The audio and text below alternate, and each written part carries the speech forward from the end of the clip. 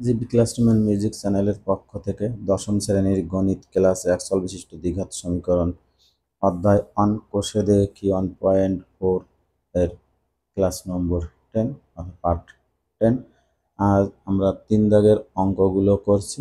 আজকে 3 দাগের যে অঙ্কগুলো আছে এখানে 3 দাগের দাগ নাম্বার 3 এর 4 এর অঙ্কটি আমরা দেখব। 4 দাগের অঙ্কটি করব।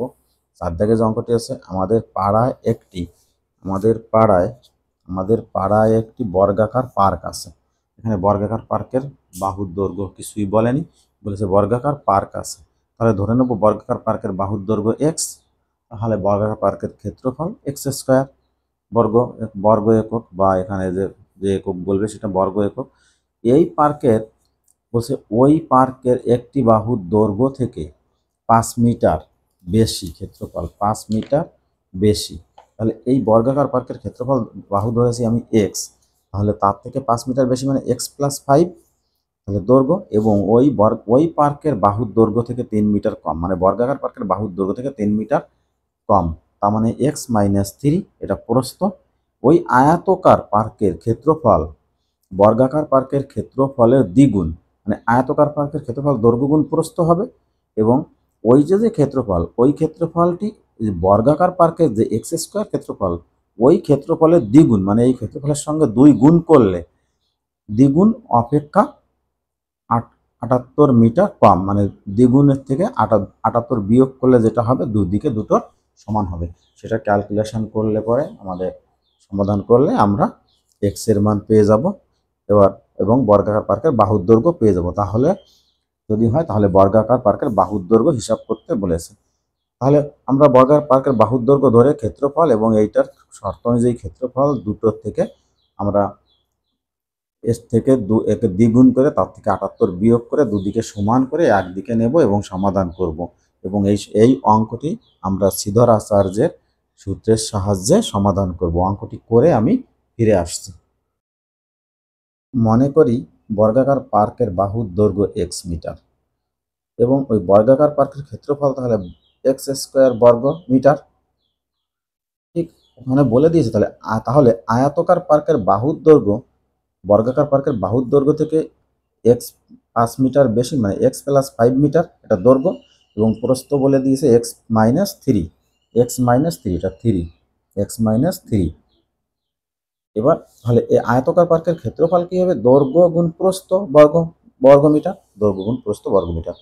এবার এই ক্ষেত্রফল এবং এই ক্ষেত্রফল সমান কিভাবে করতে পারবো? এই ক্ষেত্রফলের সঙ্গে বলছে দ্বিগুণ, মানে 2 গুণ করে তার থেকে 78 বিয়োগ করলে যেটা হবে সেটা এই ক্ষেত্রফলের সমান হবে। সেইটাই আমরা করে নিয়েছি এখানে প্রশ্নানুসারে, যে এই ক্ষেত্রফল সমান সমান বর্গাকার ক্ষেত্রফলের সঙ্গে 2 গুণ করে -78। এবং এটা আমরা এটার সাথে এটা গুণ করলে আমাদের এটা হচ্ছে, শিক্ষার্থীরা একটু দেখবে, না বুঝলে অবশ্যই জানাবে।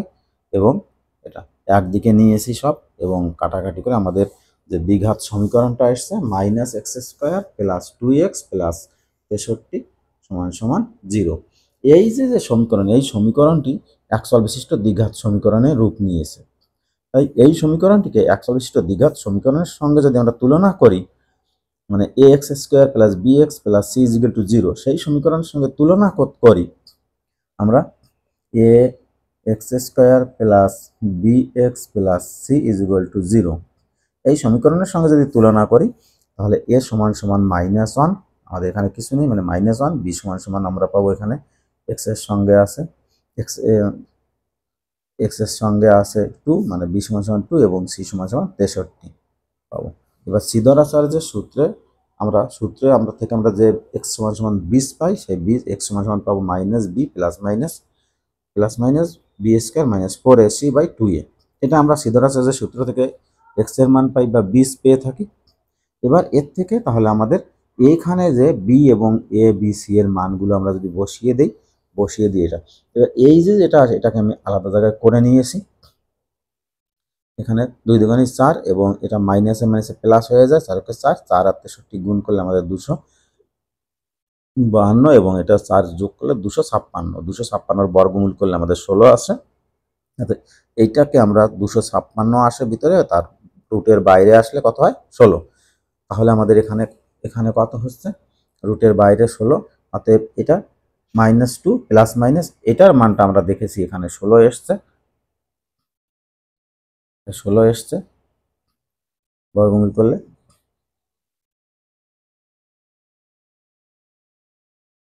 তাহলে -2 প্লাস মাইনাস 16, এটা এক্স ইজ ইকুয়াল টু দুটো মান, একবার প্লাসের মান একবার মাইনাসের মান। তাহলে হয়তো বা কি এক্স সমান সমান প্লাসের মান নিলে এত, বিয়োগ করলে 14, উপরে থাকে 14/-2 কাটাকালি -7, নয়তো বা এদিকে যদি নেই মাইনাসের মানটা নেই -2 -16 মাইনাস এত, মাইনাসে মাইনাসে এটা -18, এই মাইনাস মাইনাস কেটে যায়, তার মানে এখানে +9। তাহলে আমরা এক্স এর দুটো মান পেলাম, একটা মান পেলাম -7 আর একটা পেলাম +9। যেহেতু বাহুর দৈর্ঘ্য কখনোই ঋণাত্মক হতে পারে না, ঋণাত্মক হয় না, তাই x = 9 মানটি নেব। অতএব বর্গাকার বাহুর দৈর্ঘ্য কত হবে আমাদের 9 মিটার। আশা করি শিক্ষার্থীরা বুঝতে পারবে, না বুঝতে পারলে অবশ্যই জানাবে, এবং অবশ্যই আবারও অন্যরকমভাবে আমি বা সরাসরি করে আমি বোঝানোর চেষ্টা করব। আমি অঙ্কগুলো করে ফিরে আসছি, কারণ ভিডিও ছোট হওয়ার জন্য, যাতে শিক্ষার্থীদের সুবিধা হয়, সেই জন্যই আমি অঙ্কগুলো করে ফিরে আসছি। ঠিক রাখছি এখানেই, দেখা হবে পরের ভিডিওতে।